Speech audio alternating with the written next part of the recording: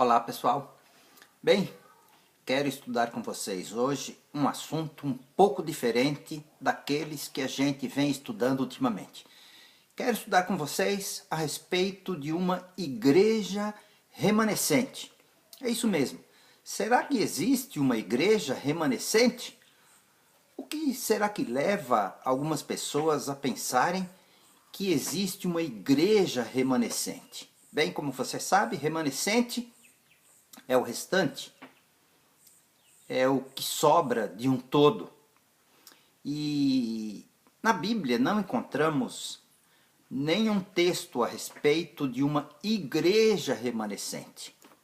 A respeito de uma igreja remanescente. Em todo o Velho Testamento encontramos 61 citações contendo a expressão remanescente, mas todas elas se referem a Israel, a descendência de Abraão.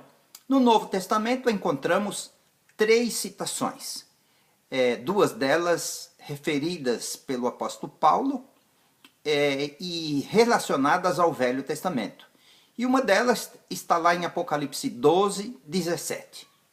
Bom, existiria então uma igreja remanescente? Esse remanescente seria uma religião, denominacionalmente falando, ou seria uma porção de pessoas, um grupo de pessoas tementes, fiéis e leais a Deus? Bem, aqui já nos deparamos com uma dificuldade. Pode uma igreja cristã, ou mesmo um grupo de fiéis, um grupo de pessoas leais a Deus, atribuir a si mesmo ser o remanescente de Deus? Há alguma autorização bíblica para isso? Bem, já que há 61 citações a um remanescente no Velho Testamento e todas elas se referem a Israel, houve alguém no próprio Israel que atribuiu a si mesmo ser o remanescente? Bem, para entender isso, nós precisamos nos reportar à história do profeta Elias, que está descrita lá no livro de 1 Reis, no capítulo 19. E vocês conhecem a história, quando Elias, que pelo poder de Deus havia destruído os profetas de Baal, fugiu sob as ameaças de Jezabel, ele entrou em uma caverna e ali passou a noite. Eu quero ler para vocês o que está em 1 Reis, no capítulo 19. O verso 9 diz assim: ali entrou numa caverna onde passou a noite, e eis que lhe veio a palavra do Senhor e lhe disse: que fazes aqui, Elias? Ele respondeu: tenho sido em extremo zeloso pelo Senhor, Deus dos exércitos, porque os filhos de Israel deixaram a tua aliança, derribaram os teus altares e mataram os teus profetas à espada, e eu fiquei só, e procuram tirar minha vida. Bem, depois de algumas considerações, Deus diz o seguinte para Elias: eu conservei em Israel 7.000, todos os joelhos que não se dobraram a Baal. Bem, não encontramos aqui o termo remanescente, mas o contexto indica haver um remanescente. Aqueles 7.000 eram 7.000 que não tinham dobrado os joelhos a Baal e, segundo a concepção de Deus, eles eram sim um remanescente. Aqueles que tinham sobrado da nação de Israel, tendo sido fiéis e leais a Deus, obedientes à Torá, obedientes à sua palavra. Bem, o apóstolo Paulo refere-se a eles lá no livro de Romanos, no capítulo 11, onde Paulo deixa bem claro que há sim um remanescente, mas que não se trata da igreja cristã, como muitos cristãos têm defendido, mas se trata do próprio povo do apóstolo Paulo, do qual ele faz parte, embora humildemente o apóstolo Paulo não atribua a si próprio esse termo. Eu quero ler com vocês então o livro de Romanos no capítulo 11. Vamos ler? Romanos capítulo 11, do verso 2 em diante, diz assim: Ou não sabeis o que a Escritura diz a respeito de Elias? Como insta perante Deus contra Israel, dizendo: Senhor, mataram os teus profetas, arrasaram os teus altares, e eu fiquei só, e ainda procuram tirar minha vida. Que lhe disse, porém, a resposta divina: reservei para mim 7.000 homens, que não dobraram os joelhos diante de Baal.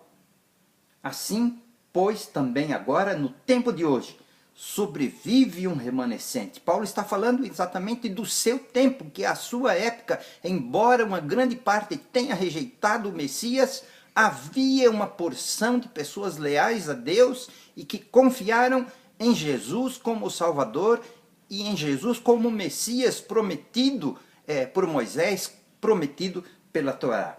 Bem, verso 7. Que diremos, pois? O que Israel busca, isso não conseguiu. Mas a eleição, sim, a eleição os alcançou. Eles, então, são eleitos de Deus. E os mais foram endurecidos. Aqueles que não aceitaram a Jesus como o ungido, como o Messias prometido. Bem, deste texto a gente pode depreender facilmente que o apóstolo Paulo entendia que apenas Deus, em sua onisciência, poderia saber se existe, quem são e onde estão os remanescentes. Afinal, quem é que pode ler os corações? Quem é que pode conhecer o íntimo da alma de cada um? Quem é que pode conhecer os intuitos mais secretos do coração? É por isso que temos dificuldades em entender como alguém pode denominar-se remanescente. Elias nem sabia disso. O apóstolo Paulo não se referiu a si próprio. Bem, vamos concluir? Sabem por que algumas igrejas cristãs se dizem remanescente? Simples. Eles se consideram o Israel espiritual. Quando a igreja cristã diz: nós somos o Israel espiritual, está na verdade praticando a teologia da substituição. Ou seja, já que Israel como nação foi rejeitada por Deus, a igreja agora ocupa o seu lugar, considerando-se o Israel espiritual, embora não haja nas Sagradas Escrituras nenhuma menção a um tal Israel espiritual. Olha, a aliança de Deus com Israel é perpétua. Lá no livro de Gênesis, nós lemos no capítulo 17, verso 7, estabelecerei a minha aliança entre mim e ti, a tua descendência depois de ti em suas gerações, como aliança perpétua, para ser o teu Deus e da tua descendência depois de ti. Deus sempre quis que o seu povo, Israel, da descendência de Abraão, fosse espiritual, não fosse idólatra, não fosse materialista, mas isso não quer dizer que tendo eles, embora sido desobedientes, Deus os substituiu, colocando a igreja no seu lugar. Não há nada nas Escrituras que digam isso. O Israel espiritual vem desde o tempo católico, do concílio de Nicéia, lá no século IV, quando tudo que era judaico simplesmente foi eliminado. O Israel espiritual tem uma origem católica e hoje quase todos os cristãos, sejam eles católicos, protestantes ou evangélicos, na verdade têm uma simbiose ecumênica sobre este assunto, pois quase todo o cristianismo se considera o Israel espiritual. Mas vejam só o que disse o apóstolo Paulo no mesmo livro de Romanos, no capítulo 9, quando o apóstolo Paulo se sente triste porque a grande maioria dos seus compatriotas judeus não tinham aceitado Jesus como Messias. Ele disse o seguinte: tenho uma grande tristeza e incessante dor no coração, porque eu mesmo desejaria ser anátema, excomungado, separado de Cristo, por amor de meus irmãos, meus compatriotas segundo a carne. são israelitas, como eu. Pertence-lhes a adoção, a glória, as alianças, a legislação, o culto e as promessas.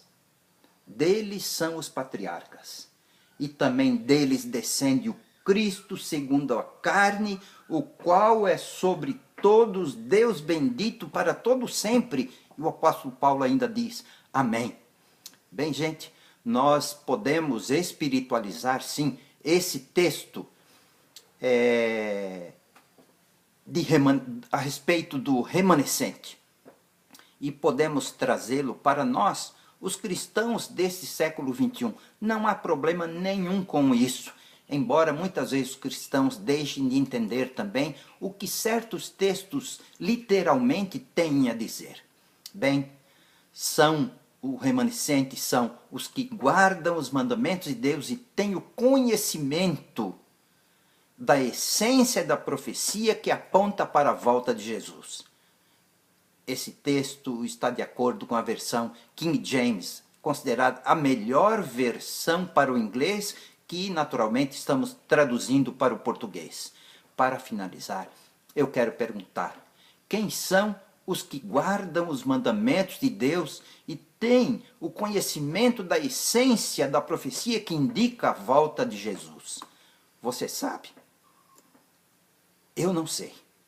Apenas Deus, em sua onisciência, sabe quem são e onde estão os que guardam os mandamentos de Jesus e aguardam a sua volta. Que eu e você façamos parte, sim, desse remanescente, fiel e leal a Deus, que pode estar onde a gente menos possa imaginar.